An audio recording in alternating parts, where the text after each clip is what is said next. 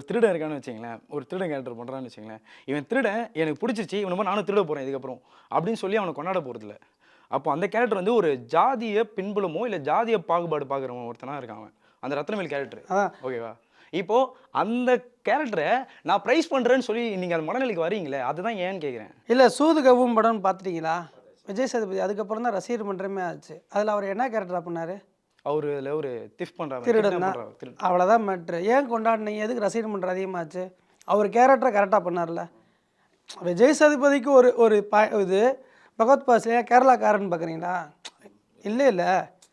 ஏன் அவன் சமுதாயத்தை ஒருத்தன் ஒரு நடிகன் எடுத்து நடிக்கும்போது அதை பெருமைப்படுத்துறது அந்த ஜாதி சார்ந்தவங்களாக இருந்தாலும் சரி, மதம் சார்ந்தவங்களாக இருந்தாலும் சரி இருக்கிறாங்க.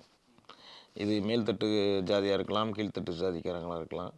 இதை சொல்கிறதுக்கு ஒவ்வொரு டைரக்டர் இருக்காங்க. உனக்கும் தெரியும், எங்களுக்கும் தெரியும். நம்ம சினிமாவில் பார்த்துட்ருக்கோம். ஆக்சுவலாக நான் பண்ணது, இவருடைய படத்தில் நான் பண்ணது, என் ஜாதிக்கும் எனக்குன்னு ஒரு ஜாதி இருக்கும் கன்ஃபார்மாக. சம்பந்தமே கிடையாது.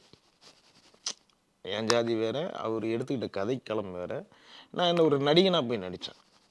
அதுதான் மேட்ரு. ஆனால் என் ஜாதி அது கிடையாது. இவர் எடுத்துக்கிட்ட உள்ள ஜாதி கிடையாது.